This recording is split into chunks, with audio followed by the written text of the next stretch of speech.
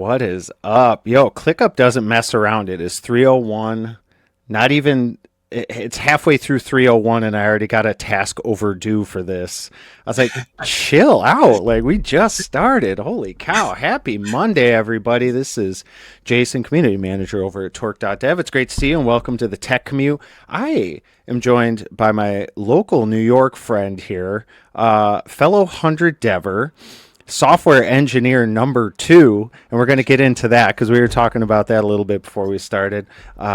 Eric Bible. Eric, you want to give yourself an intro? It's great to see you. Yeah, good to see you, Jason. Thanks for having me. Intro. I don't know if I can top the video intro. I knew you leveled up since early days of Tech Commute when we would chat on X, Twitter. But damn, man. Yeah. So I'm software engineer too by title, but I've worn many hats. And like Jason said, I'm based out of New York State, kind of Finger Lakes area. Nice small town area in the hills, very touristy. I love it. I get to work remote, doing all sorts of nerdy stuff that I enjoy. And I'm sure you'll learn more about me today when Jason grills me. Hell yeah, we're grilling, and chilling. I put a movie on that I thought you would find kind of humorous and enjoyable. I got Spaceballs playing back there. I Yeah, I know I feel like I know your personality well enough to know that you would know that movie at least. I So do. that's cool. I do. I love it. What style of film are you into? Oh man. I've been streaming a lot of true crime documentary stuff, but Really? when it comes to movies lately, it's been a mix between stuff I can dissociate to and I don't have to pay close attention, Yeah. comedy type stuff, and then sci-fi, of course. I mean, what type of person isn't into sci-fi fantasy stuff? I feel like. Oh yeah, that's classic stuff. I think especially people that end up in tech roles, like that stuff always seems to be appealing to them. So why don't we rewind a little bit? Let's start from the top here. Obviously, you and I met through 100 devs, the Yes. online um, learning or courses run by Leon Noel of Resilient Coder. Shout out to Leon. We're doing a panel with him tomorrow, Danny, in who? Why can't I think of the other? Oh, geez, Quincy. Oh my God, he's gonna kill me. From Free Code Camp. But anyway, um, we met through there. But what got you into 100 devs? Like, let's start before that. What were you Yeah. doing before software development? I'm so my story has so many winding paths to come back into Hmm. tech that I could spend the entire hour of you let me just talking about the past. But the high level notes is um, I grew up in the MySpace era. I'm one of those millennials, right? So I learned to code when you were picking your top eight and all that a little bit, and I got to help one of my best friends and I. We got selected into our local high schools.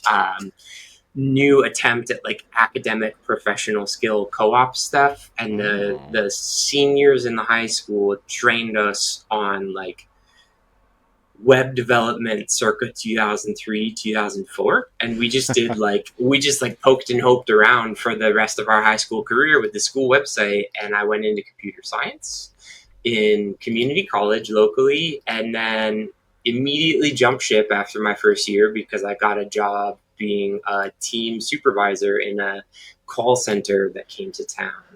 And that was my first kind of hard right turn off the tech path. So I Okay. got to practice a whole bunch of different skill sets in the call center environment. I had a whole bunch of different titles, and I know you have my LinkedIn, and you'll probably link it to listeners so they can check that out. But I got to work my way up through various management and reporting and sort of tech adjacent roles until I just I always say I lucked into a lot of trusting leaders. But I was also in an industry at a time where it was ripe to get promoted from within, even if you Hmm. didn't have the college paperwork. And so I became a work from home project manager for outsourcing. Like I would help hiring projects and technical projects alike for call centers for a couple different companies. And I really enjoyed it, but I also like there's pros and cons to working in an industry Mm. like business process outsourcing, and I just like overdid it. And so I took a huge hiatus from like anything like professionally, like I don't know what's the, like folks look at like professionally significant positions. Like I just was doing odd jobs and whatever, Mm. man, for a while. So like I kind of went back to my roots and did like a little bit of food service, a little bit of barista stuff, a little bit of entrepreneurial like side hustle. I can do this, I can do that for people kind of things. And by 2021, I was like trying to learn as you go, Mm-hmm. a couple different ways through many different tools and like certain boot camps and other like cohort based things. And I stumbled back into 100 devs right after cohort 2 ended because I heard Leon's podcast on Code Newbies while I was Mm. working like a very relaxed, low key back office, like mail processing job, which was boring as heck. But they would let you like, watch YouTube while you're like stuffing envelopes and whatever. And so I would listen to podcasts most of the time because I was still trying to upskill. Sure. And that's when it dawned on me when I had seen 100 devs on Twitter, like back when I was first like trying to switch back into tech. I had this misconception that I think some other folks did, where it was like if I'm not a part of some of the communities that Leon and others we are familiar with like to boost up, maybe I'm taking up space that could belong to some of those folks. So I kind of didn't jump into it at first, and then I Okay. heard Leon's interview on Code Newbies, and he kind of addressed that a little bit. I don't remember exactly how he did, but I was like, oh wow, okay, so it is like way more open than I thought. It's just there's like certain areas throughout the jobs program where he'll signal boost folks who need it more, Mm. but it is more or less for everyone.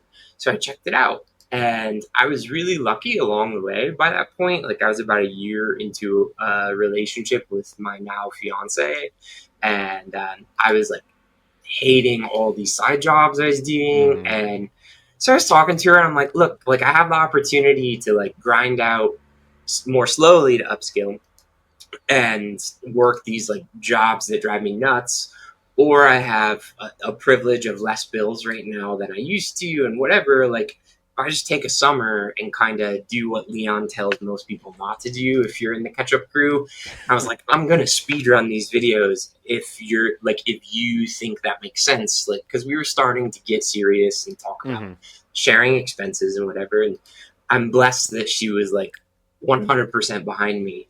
Awesome. So yeah, I spent like 6 to 8 weeks like speed running through like the back end pieces of material that Leon was teaching in cohort 2, and like really leaning on my project management skills and like my yapper tendencies to like start networking, like because I was leaning into, and Leon talks about this all the time still. I know you join his sessions, his huddles, so he'll talk about how folks tend to lean into where they're comfortable and avoid where they're not Yeah. comfortable, and that can like put us up against walls. And I did exactly that, but like Mm. in a way that like created some luck for me, thankfully. So I was like leaning into being comfortable talking to people. Like as a project manager and an ops manager, you're having to like in the industry that I was in, I had to like do a lot of business presentations, Mm. speak confidently about technical plans that I didn't create, so on and so forth. And I had this idea for my 100 hours project, and I was like just yapping about it to my group of guys that I'm still close with, a few guys from high school, and some of them are well connected and placed with tech adjacent jobs or industries and companies. Awesome. I was like, hey, I just completed this training program. I'm gonna work on this 100 hours project that like can give back to folks in you know substance abuse recovery stuff because that's a part of like my own personal journey, Mm. and I'm super hype about it. And my one friend was like, "Hey, I have some connections, and there might be a project here on contract that you could like get an interview for. Let me know if you want to talk. Like we'll DM." And like the rest is like just fast, like just it was a whirlwind after that. It's like Yeah. hell yeah, let's talk. And I yapped like I am now through an interview and got an offer for software engineer 2, and just that was October 2023, and I'm still working with the same contracting agency for the same end client on what was a proof of concept project that was so successful. We're now like really evolved and enhanced, and we're like taking over on the tech stack we were working. We're running like page migrations for the entire .com like page properties of this company. So like it's been Wow. crazy. It's never been anything that I expected to move that fast. When like Leon talked about jobs programs and networking, I was like, yeah, that makes sense. Like it'll probably work eventually. And like I was just talking to my buddies, and here I am. So it's been nuts ever since. Wow. What a story. I mean, there's a lot to unpack there, and I want to just say thank you for sharing that. I feel like you did cover a lot of the little details there for everybody too. Um, but I wanted to go back to one thing you said specifically, and you needed to hear it in the podcast from Leon, where he gave you the go ahead to be a part of it. Like what about your thought process? I guess didn't make you feel like the space you were taking up was yours. I think so. For me, like there's there's a lot of folks in the circles that like the Venn diagram of communities that kind Mm-hmm. of overlap with 100 devs. There's a lot of folks that don't look like me, that are talking about wanting to lift up, non-white or like members of neurodivergent communities or the LGBTQ. And like I very much am a socially conscious person, but a lot of those like communities are not ones that I'm a member of, but I'm an Mm. ally, right? And Yeah. so it wasn't like anything that Leon or others were saying that made me feel unwelcome. It was more my own internal thought process was like, Mm. I'm going to take up space that like someone else may need more. It was the kind of thing. Okay. And it seemed like I remember part of it was I wasn't following the right groups of people on Twitter when cohort 1 was happening, and that was Mm. like such a fly by the seat of your pants thing during the pandemic that I was only catching like murmurs of it through retweets and stuff. And so I was kind of getting the wrong impression from the things that were coming up in my feed that it was like more regional to like face to face things or whatever, right? And Okay. so I knew that I could access it, but I didn't want to take up space that would, prevent others who could benefit more. Was the kind of thing. It was Sure. my own barrier, not I anything. gotcha. That's Yeah, fair. That makes sense. And I feel like a lot of people will resonate with that too. But I think looking at it objectively, it's sometimes we have to go through the process then to make access for people later. Like hearing your story and you sharing the journey and you connecting your piece of a Venn diagram to another circle, just right. expands that. So it's cool. So how far? You said you kind of did a summer long sprint through Yeah. 100 devs. Like, how much of it did you actually complete? I know you said you focused more on the back end. Um, like, what class did you kind of get to before you started to like apply for jobs? Or this one kind of fell into your lap after some conversations with friends, which again, we can talk more about like using your network. But how far along did you get? So it's interesting. Like I had a lot of stop starts because of like trying to balance out part-time job work and like other side work with Mm, learning through different platforms and learning material that like yeah. I got a really comprehensive refresher on front end stuff, which I had distant memories of from the high school stuff I talked about. Mm-hmm. Um, So I went like very deep and immersive on that stuff one last time with 100 devs, and I was like really wanting to build new stuff, and that's what was the catalyst for me talking to my now fiance and saying like, hey, if I just speedrun this stuff, I'll be able to fill in the gaps by like learning through building, because it was like mainly back end that I felt um, underexposed to. So I did that, crafted this like loose project plan for this page that I want to build, this app I want to build called Sober Spaces, and like really believed in the vision and its potential and was just like talking about it. So I did like the non-portfolio projects. I did some Hmm. of those. Like I don't even have them have code publicly hosted because it was just like playing around with concepts. It wasn't anything polished Yeah. to test back end stuff. And then I could talk to enthusiastically about the thing that I wanted to build. Like I really did the rest of like learning on the job and still haven't finished my 100 hours project. Like, Wow. so it's like a super, it's like, I feel really lucky. And I think that if I wasn't in a position of need to get the privilege of like stable income and work from home Mm. opportunities, I probably wouldn't have done what I did. You know what I mean? Like if life circumstances were different going into it, I would have wanted to spend more time making my own 100 hours project before I really threw myself into interviews. But because like by happenstance in the universe, I wound up networking my way into an interview unintentionally. I just like rode the wave, you know? Yeah, no, for sure. That makes sense. So you you just said something that made me think like how would you do it differently if you were to go back? I think like I don't think there's much of a way I personally could have done it differently Hmm. because of like the things that were going on in my life. Like I relocated back to central New York where I live now from being in the Lehigh Valley in Pennsylvania, Okay. which is like a long story and it's not anything like that I keep confidential, but the focus of this conversation is tech, not like sobriety. But there's a lot of things there. Like I had lost a career I didn't want to keep anyways because I couldn't travel Mm. due to like not having a license, and I was a work Mm. from home project manager who needed to be able to fly out at the drop of a Uh, hat. And so like I was forced to make changes fast, but I also worked for over a decade, almost a decade and a half, in an outsourcing environment where the only thing constant is change. hmm. And like so I went back to square one. I'm like, let's switch to tech.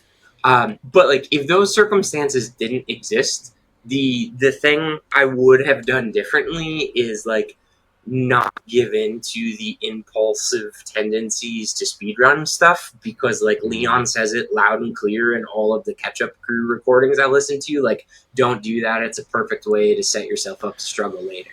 And it's 100% correct. So like the biggest thing that I would have done differently was just like follow the friggin' advice, like stick to the plan kind of thing. Yeah, But you know, like I think we all have to make decisions that balance our own lives based on our own sure. needs. You know, Yeah. um, yeah. So like, I think that's like an oversimplification.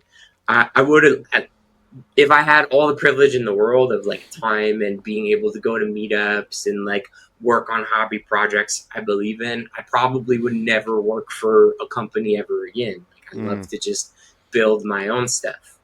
Um, but I, you know, that's not the world I live in. That wasn't the situation in my Sure. life.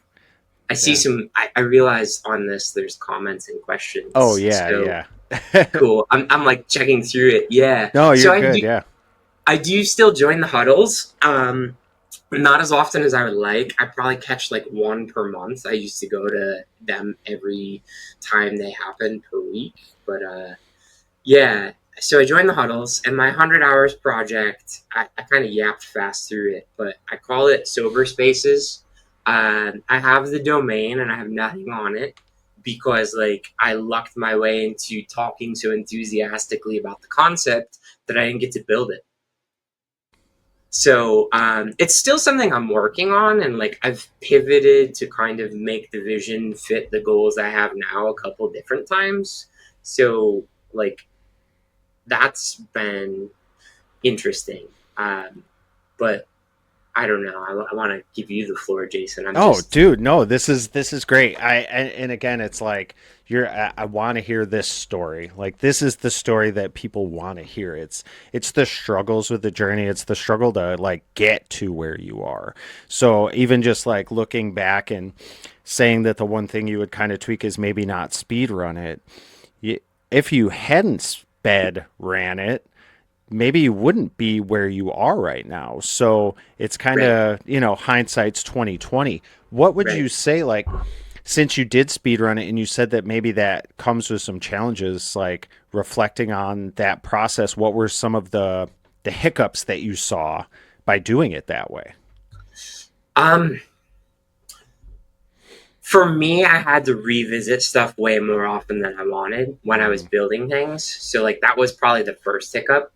Um, because it just made me feel inefficient, which then kind of triggered that little, imposter syndrome voice in your head to get a little louder, like that little hater in your head.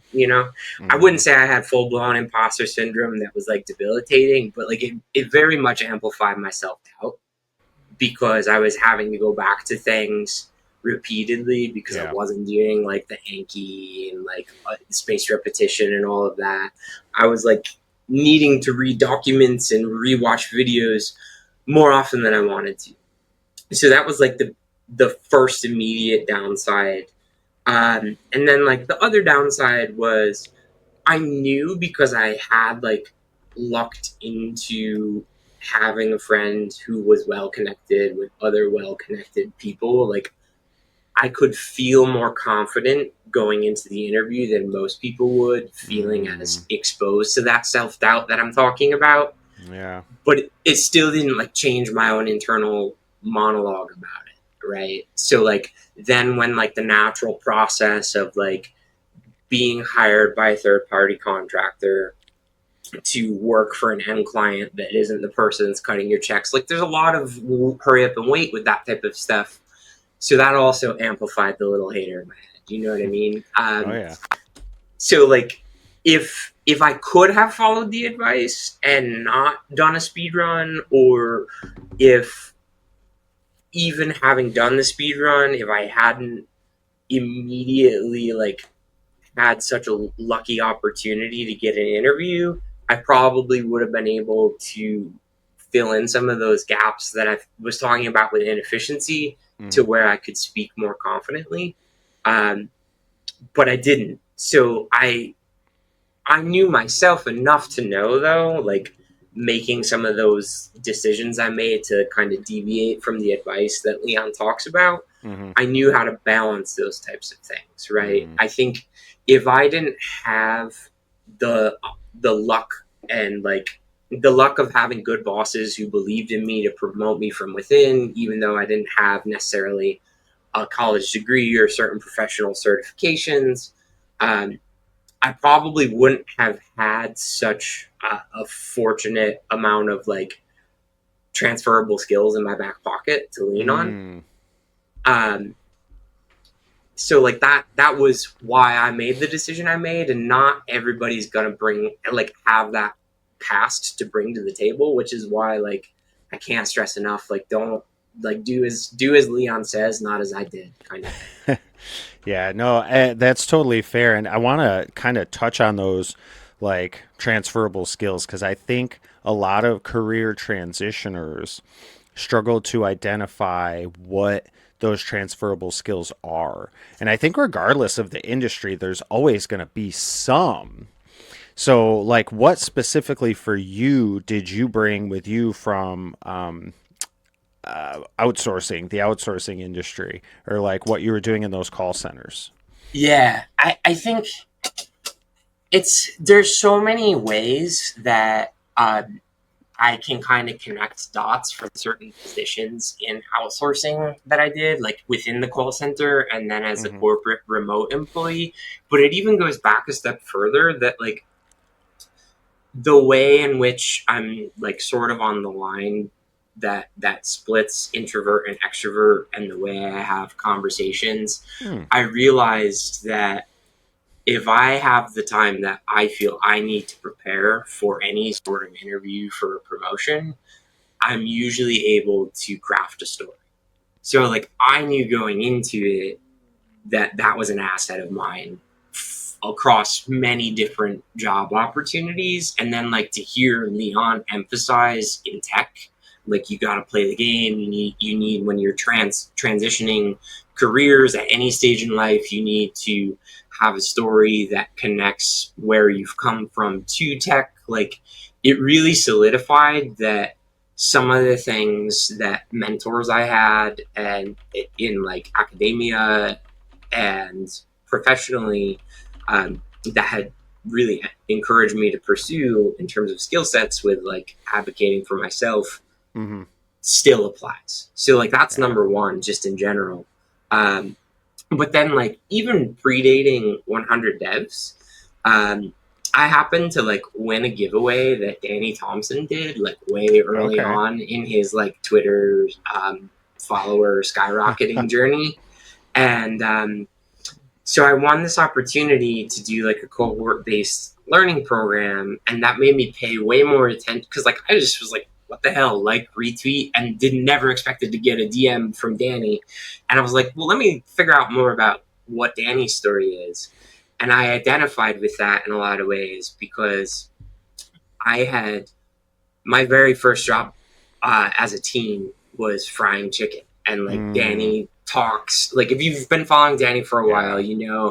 you know like a big piece of his story at first was talking about like I went from frying chicken to writing code, and like on a much different timeline in my life, the same applied to me, and what was cool to me about that was some of the way in which I got promoted within KFC was where I worked, really helped me earn the team lead position at the call center when I first like decided to take a break from college.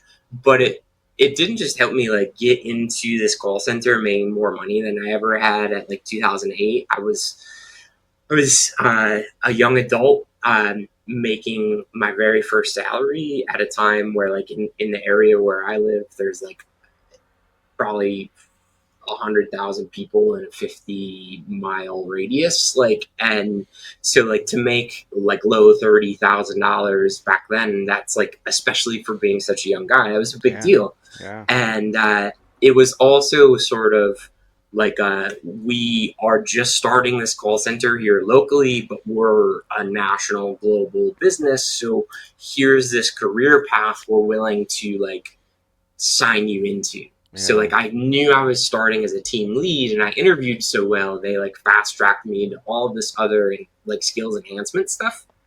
So uh knowing how to craft stories in interviews was like an early one. Mm-hmm. But in the call center, some of the ways in which um, that whole understanding how to rely on your strengths and advocate for yourself benefited me was there were times where like I wasn't in love with the particular like contract that the call center had me running a team for or whatever, Mm. and so I had a few different bosses at times that I could trust to say like, hey, here's what's going well, but here's how I'm kind of struggling, can I try X, Y, or Z?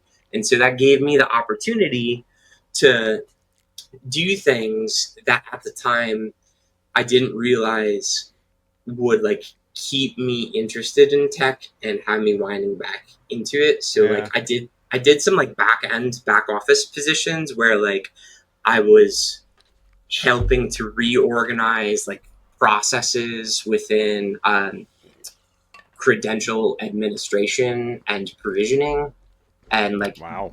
document things that weren't documented, and having to understand how to do things with spreadsheets that nobody else wanted to spend the time to do, and like understanding, like getting the chance to learn how being confident about learning just basic logic for Excel formulas can help you understand more about like SQL databases and stuff. Like that really came in handy for me years later, in terms of like telling other stories when I was trying to get other interviews. Hmm. And so I did like that credential administration and like process reorganization stuff. And I did so well at that. And like enhanced some of the like really rough around the edges, like spreadsheet templates that they were like, hey, we just had our site reporting guy quit. Do you want to try to do that too? And I was like, hell yeah. So, also like being willing to say yes if you're scared is a big thing. Oh, talk about that a little bit. Like I was like when I was in the call center, because I knew the environment I was in was if you're willing to take on more responsibility, you're likely to get more income, which I was highly motivated by, or um, you'll be remembered in the future when like something that does provide more income comes up. Mm. And so like I learned how to network within my organization just by being willing to take on the stuff that seemed interesting to me that maybe didn't seem interesting to other people. So like there were definitely times, like I'm not going to sugarcoat it, where like I was a yes man and I bit off more than I could chew and I regretted it and it burnt me the hell out. So Hmm. like take that advice with a grain of salt, but like if you know you're interested in stuff that's kind of niche in the workforce that you're in, or the workforce that you want to get into that not a lot of people want to take the time to do, um, you'll carve out your own kind of path most of the time. Yeah, no, that totally makes sense. So, would you say at this point you you have a pretty good grasp on like your strengths and weaknesses? I think self-awareness is something that really is hard to teach, but I think over time people get it, and you touched on it where you were the yes man and it shot you in the foot a couple times. But at the Yeah. same time, you knew that you were confident enough to say that you could do it. But then your story about like being able to like communicate to certain team members or upper management that certain things were working well and certain things weren't, like you've evolved Mhm. that communication skill over time as well. So yeah, got to be comfortable being uncomfortable. Yeah, I saw that too. That's great. That's good Yeah, advice. for sure. Good call out, Seth. Good to see you. So let's talk about this first role, and I want to talk about again how you got it. And you did touch on it. It sort of fell in your lap through your network of friends, where you were Yeah. pitching your 100-hour project that isn't done, the theoretical 100-hour Right. project. Yeah. Walk us through that, and then like walk us through like what they said, where they just like, I have an idea. You should come and work here. Here's the guy you need to talk to. And then what was the interview process like?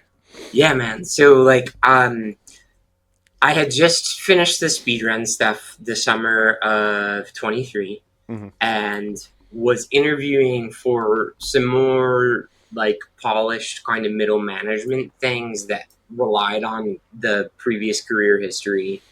And I was talking to the guy group chat from high school because like my like three closest friends are geographically distant from me, on the East Coast. I'm just like, hey guys, like lots of things changing, blah blah blah. Like, by the way, I'm officially calling myself a developer now, and I'm working on this project, and here's why. And I was just like, we were updating each other in between, like sharing like memes and whatever, right? And so one of my buddies was like, hey, I'm gonna text you, and he texted me. He's like, so what tech stack are you working on? Because this is what I do, and this is the project that I know is happening within the network of connections I have. And so I told him like the tech stack with 100 devs is like React, JavaScript based. Um, and he's like, okay, well, I have an Angular Node project. How do you feel about that? I was like, well, I mean, it's close enough. Like, I'll give it a shot. Like, tell how soon do you need a whatever, right? Like famous last words, right?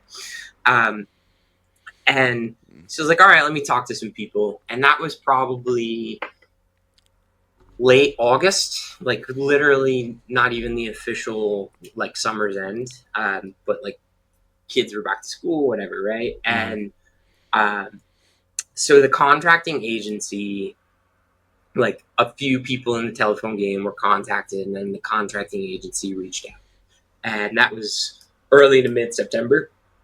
No, it was probably early September, end of the first week of September. So like in the grand scheme of things, it's way faster than most, but like not Yeah. expecting to be talking to my friends and then have an interview that quickly. It, like every minute on the clock was like excruciating because I was having to decide like I by the time that the contracting agency reached out to me early September, they were like, "Hey, we want to schedule one call. We want to get to know what's going on, what's your tech stack, that kind of thing." Like, kind of, I jumped past the HR screening more into like, let's have a technical talk and we'll tell you about the position. And so the interview process was expedited, like Leon and many others reassure you it usually is when you network, and that's Yeah. 100% sure. Um, because by when all was said and done, like I started the October 3rd, I think, of 2023. So like it took about 5 weeks overall, and it started with just like a group text with the guys shooting the breeze, and then having a Zoom call with the contracting agency about a week and a half later, having one quick follow up exchange phone call just to let me know what the process was, but that took like 3.5 weeks to happen. So like between what I thought was going to be a more structured process, so like Yeah. I didn't know what I didn't know getting into it because Mm-hmm. like when you're networking your way into things, like especially if it's your first time doing something Yeah. like that in a new industry, you don't always know what to ask, and you're not feeling the most confident to ask, even if you have like great friends that are networking on your behalf. So I probably unintentionally kept myself a little too stressed about it. Yeah. But like within 3.5 weeks, I was just about to like give in to that hater in my head and like take a job offer that would have me commuting 90 minutes for like less than half of the pay that I wound up accepting in the position I'm in. And like I told my buddy that because I had heard crickets. He's like, "Oh no, you're good. Like there's X, Y, and Z going on. Like with this, that, and the third, and they'll call you this week." And he was right. And so they called me and they're like, "Here's what you need to expect. We're figuring out some equipment requirements, and then we'll get you the paperwork." So the rest is history. And that probably took what is normally like a 3 month process for the end client and made it like 5 weeks, and the torture side of it was all just up here inside my head, basically. But That's usually where it is, isn't it? I you're mean, right, yeah, it's all up there because we don't know what they're thinking. We don't know the timeline, and so many factors can affect that. Like how how would you say the interview process was, like the conversations? Because it doesn't sound like you had like a typical behavioral and a technical interview or anything like that. it was atypical to almost any organization that you can think of normal hiring process because of the type of advice you get going through 100 devs. Like I can't stress that enough. Like I didn't even think I was following Leon's advice at the moment, and I wound up with an interview. So the actual interview itself, because I was networking into it, was very laid back. I had one question. I had like I think it was like 4 questions, man. Like Yeah. really, honestly, and it was like, "Hey, this is me. I'm your interviewer. Tell me about you." Okay, that's cool. What makes you interested in tech? Okay, what are you working on? And hey, if you had this type of technical challenge, what would you do to solve? So it wasn't even a technical Hmm. question or a behavioral interview, but it was just kind of like, let us get to know you. And if you had to solve a problem that was technical, how would you approach it? Was kind of the gist of it. Interesting. And would you say, just kind of based on your previous skills, that that question specifically you already kind of had an answer for because you've been doing it? Yeah, I can see clearly in hindsight where like the way I would have solved the problem was like not great. like I know Yeah. that for sure now, like working in the tech stack and everything, because Yeah. it was a question about a problem specific to the tech stack. Hmm.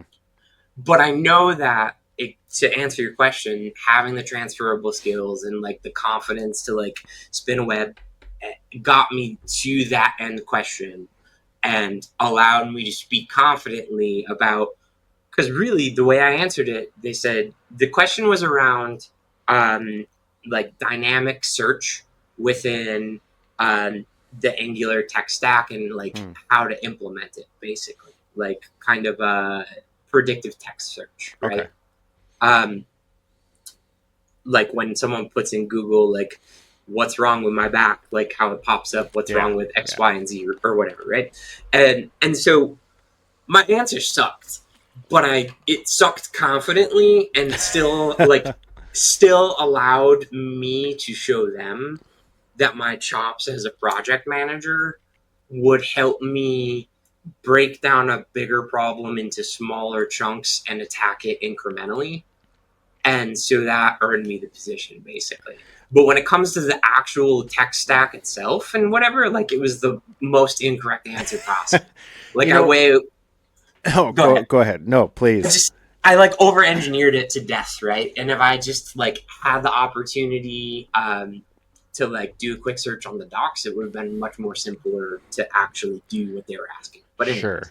Well, yeah, but you know what though? You really hit a specific point there, and that's I don't think that a lot of the time they're looking for the right answer.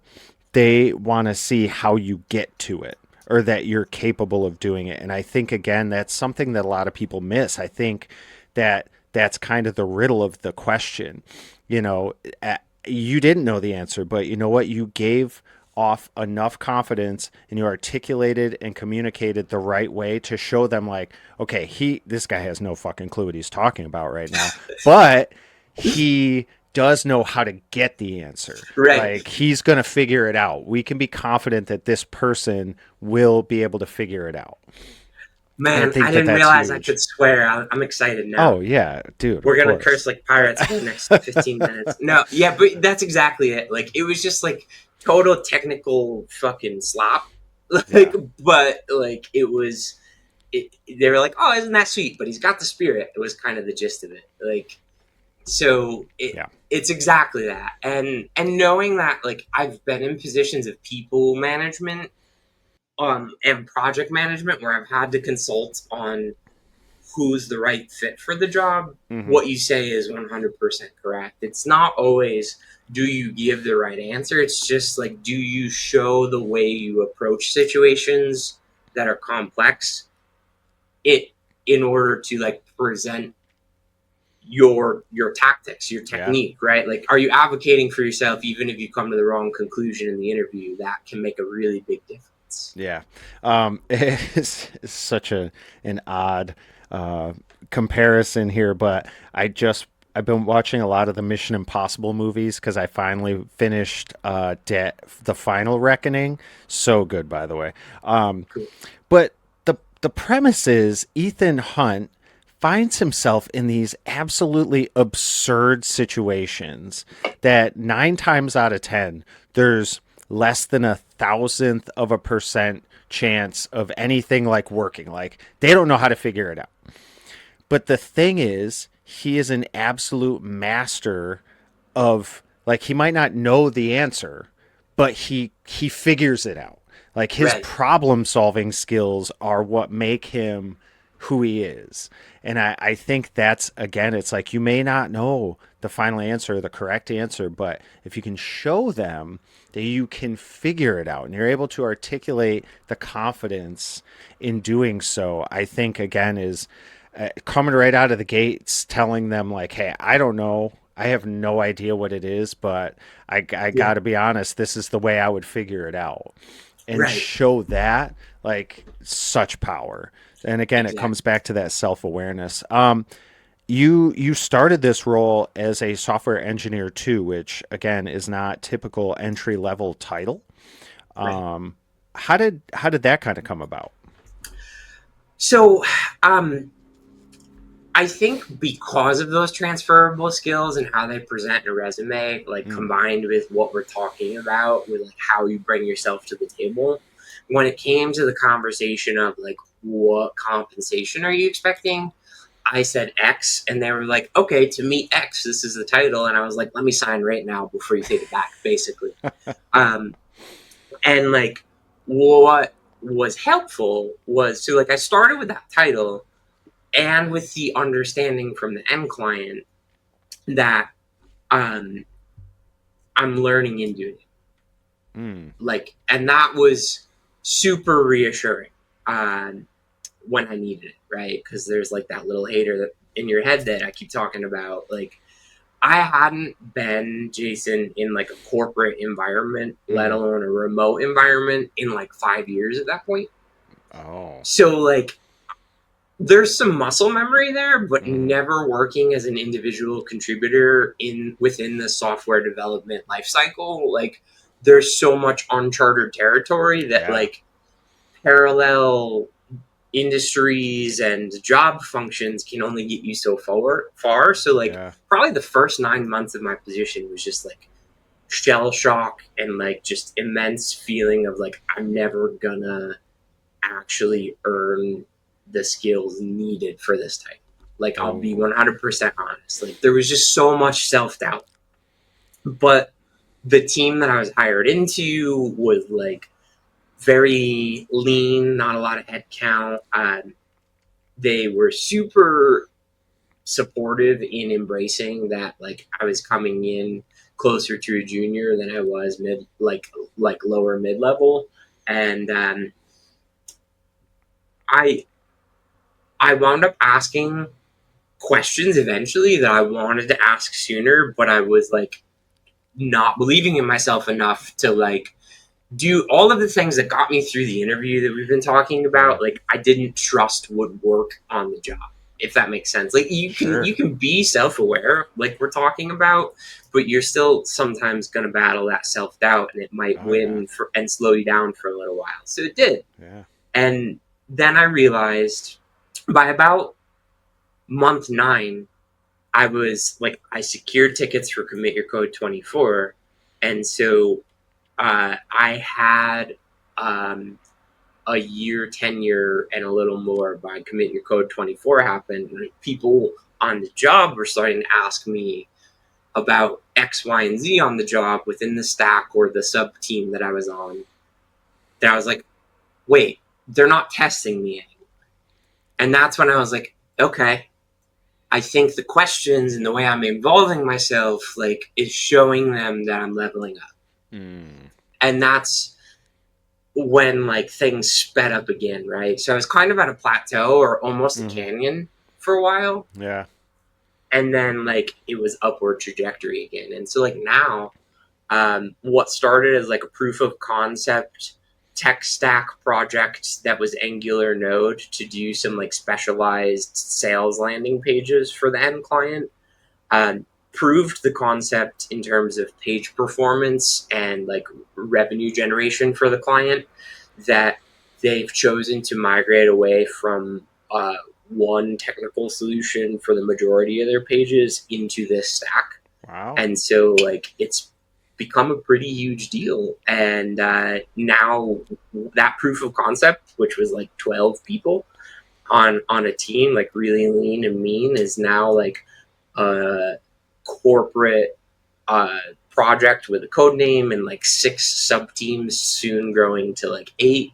And I've been asked to like take on some extra responsibility to organize the sub team that I was put on most recently this year in March.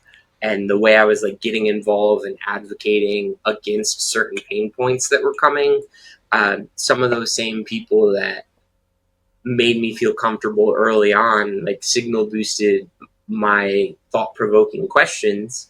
And leadership was like, hey, do you want to just like organize this a little bit for us? And so then I started saying hell yes again to things. But it took you a while to get there. Yeah, I it think you definitely, had and I to think rebuild that again. exactly. And Yeah. like, I'm just being honest about it, not because I want to deter anybody that's listening in, but because like I think that's completely natural. Mm, And for me, even though I think it's completely natural and I am confident in my self awareness, it still kind of like caught me off guard that it was taking me a while to feel confident, right? Like, yeah. and it's all about how do you balance out those things Mm, and like see it through. yeah. No, I love that. It looks like Stella got her groove back a little bit, Yeah, apparently. for sure. So where do you see yourself next? Like what's next for you? Are you just kind of a go with the flow type and Yeah. I'm just seeing how life leads me, or do you have some sort of a plan that you have kind of aspirations or a vision of this tech journey? Yeah, I think there's like a slightly less hazy and more clear vision of the next like 5 to 10 years for me Mm, lately. Um, that I'm really motivated by, but I don't hold like a tight grip on. And okay. it's like the like broad strokes of it is I'd love to stay remote. I'm targeting like earning either a direct hire position with the end client, which Oh I've yeah. been I've been given some nods that like is achievable and has been done before, and they're like there's leadership getting involved with me as a third party contractor, which is not the normal culture to say like if you do X, Y, and Z while you're a contractor to tighten up your degree acquisition, which Mm, is a big one for me. Like I still don't have that college degree. yeah. Um, then within the next certain amount of time, assuming a few other things line up, right? Like it's possible. So like I've been given the nod that like it's achievable. Um, so there's like that. Hmm. But to be a direct hire employee, I'm probably gonna have to possibly reload. So Uh, it's like that's the first trade off, which is why I say it's like held sort of loosely, right? yeah. Um, I'm also interested in like product management, um, Okay. but that's like a longer term Yeah. goal because I burn out as a project manager, albeit in a completely different industry, right? Sure. So the way that I'm kind of like marrying those ambitions, like those three key goals, which is like the college degree, direct hire, mid level position, and or pathway to product manager, is like I'm doubling down on personal projects and freelancing in a Mm, way that is like very selective. So like I'm only taking on clients that pay if they're going to get me a certain skill set that I feel I need to sharpen, or if they have a certain small business within New York State, preferably, that yeah. I really appreciate in some way. Cool. Um, and then where I'm practicing product management is I'm also dabbling now that I have like the privilege of a life changing income and like stable work from home job. I'm dabbling with like consulting for free on a volunteer basis with Okay. local non-profits, and that's really opened my eyes to like how exciting product management can be for me, and it's helped me network in a way that's more entrepreneurial and less like job hunting just for a software engineer job. Mm, That has helped me understand how my 100 hours project still has some life in it, yeah. which is Yeah. exciting.